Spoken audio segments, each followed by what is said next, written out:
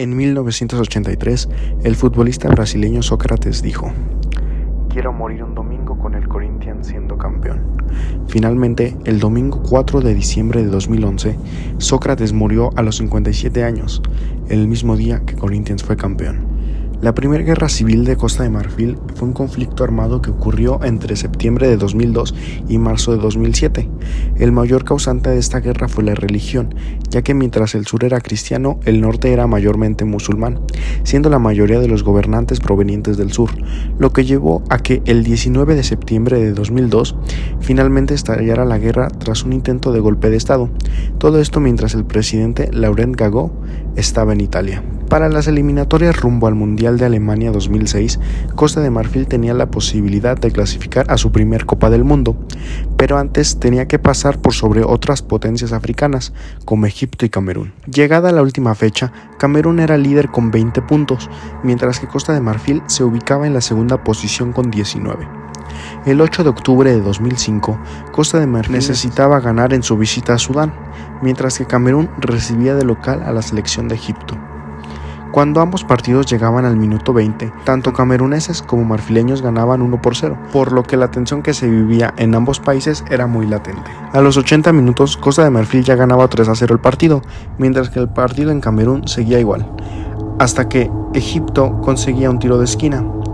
Después de que el jugador mandara el centro, la defensa de Camerún da un mal rechace, haciendo que el rebote le vuelva a quedar a los faraones, que con un recentro logran que Mohamed Chouki anote el empate del partido. Ahora Costa de Marfil era la selección que estaba clasificado al Mundial. Llegado el minuto 90, el partido en Sudán había finalizado. Costa de Marfil ganó 3-1 y solo esperaba que el partido en Camerún finalizara. Pero pasó algo que lo cambiaría todo.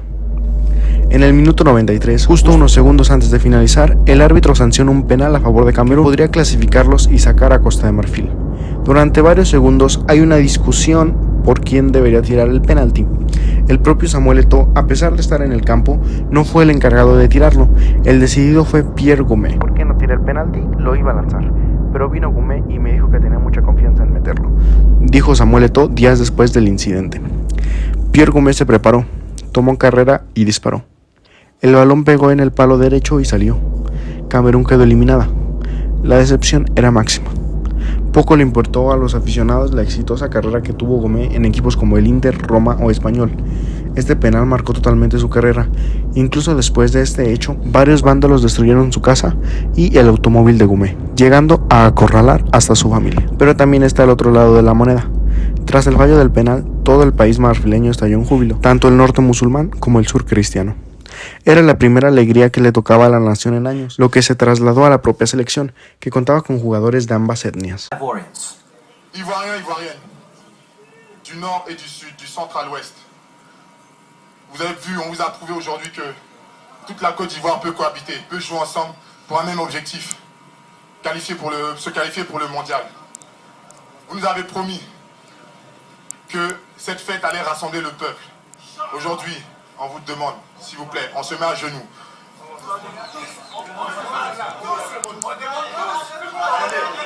Pardonnez.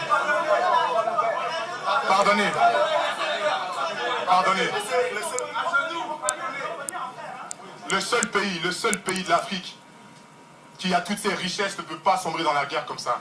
S'il vous plaît, déposez tous les armes. Faites les élections, organisez les élections et tout ira du mieux.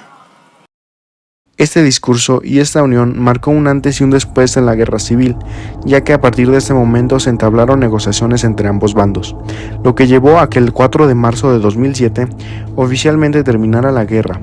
En 2008 se logró lo que parecía imposible. La selección jugaría en la ciudad de Bouake, la que había sido la capital rebelde, y todo por pedido de Drogba.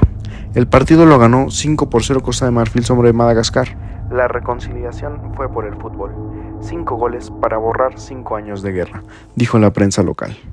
El Mundial de Brasil 1950 tenía muchas cosas especiales, ya que iba a ser la primera Copa del Mundo después de la Segunda Guerra Mundial, además de que por fin Inglaterra iba a disputar el torneo, después de años negándose a acudir la cita, ya que como muchos artículos de la época dicen, para Inglaterra no hacía falta un torneo de este tipo, ya que sin dudas ellos eran los mejores. Sin embargo, esto no es lo que se demostraría en el torneo. A los ingleses les tocaría compartir grupo con España, Chile y Estados Unidos. El primer partido transcurriría con normalidad, ya que como era de esperarse, Inglaterra vencería 2-0 a Chile. Sin embargo, la sorpresa saltaría en el segundo partido. Estados Unidos llegaba como una selección básicamente amateur, mientras que la selección inglesa llegaba como una de las máximas favoritas para llevarse el título. El día había llegado, y el 29 de junio de 1950 sucedió una de las mayores sorpresas en la historia del fútbol, conocido como el Milagro de Belo Horizonte. Estados Unidos vencería 1-0 a Inglaterra con gol a los 38 minutos. Al finalizar el partido, los 10.000 aficionados brasileños que habían en el estadio entraron a la cancha para ovacionar y cargar a los jugadores norteamericanos.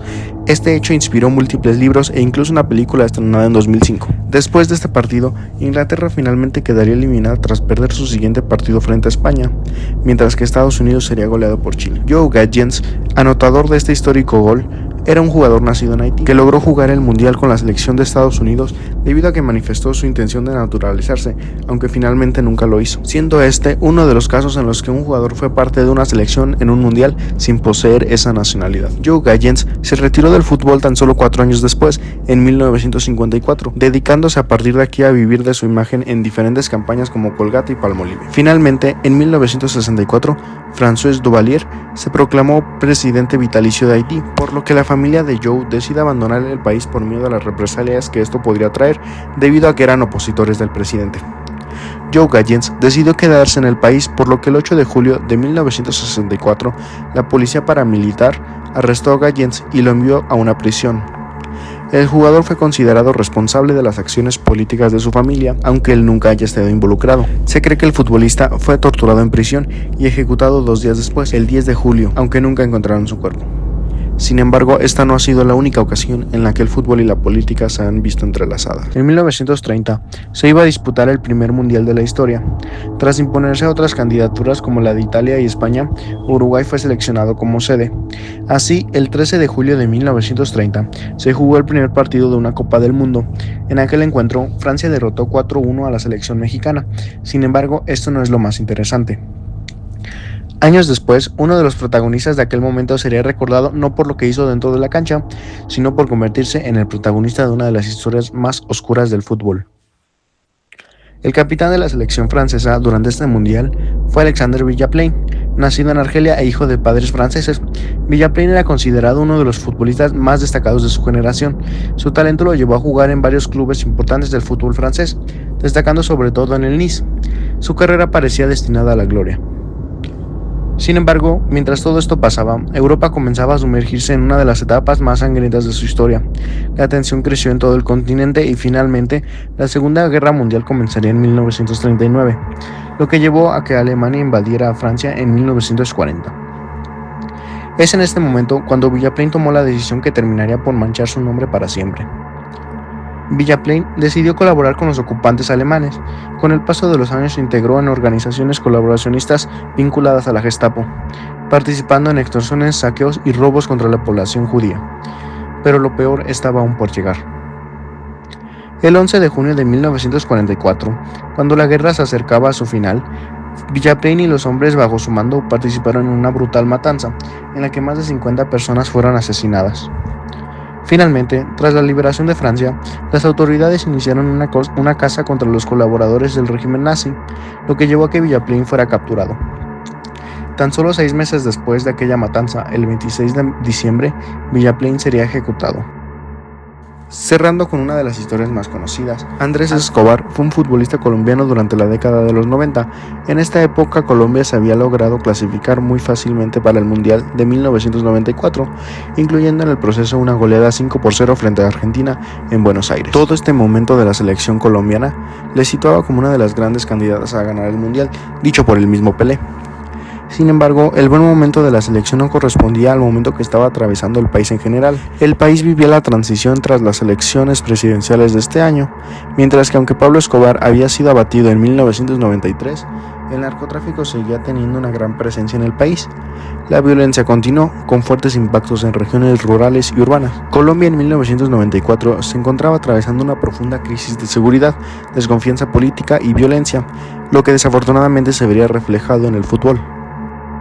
A la selección colombiana le tocaría compartir grupo con Rumania, Suiza y Estados Unidos. Se esperaba que ellos ganaran el grupo sin problema alguno. El 18 de junio, Colombia debutó frente a Rumania en un partido que en los primeros 40 minutos ya lo iba perdiendo 2-0. Al final, este resultado no mejoró y terminó perdiendo 3-1.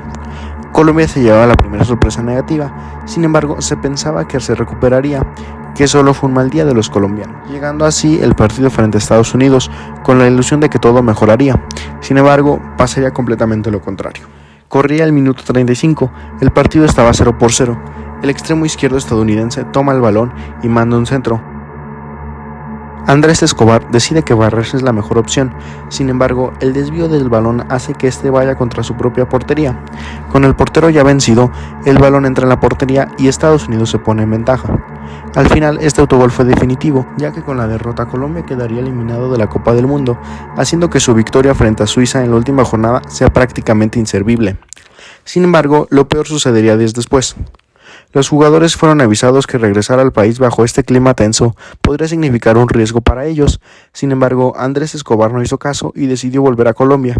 Finalmente, la noche del 2 de julio de 1994, en el estacionamiento de un restaurante, 3 hombres se acercaron con él, y tras una fuerte discusión, uno de ellos sacó un arma de fuego y disparó 6 veces contra Escobar, haciendo que desafortunadamente el jugador colombiano falleciera 45 minutos después en el hospital.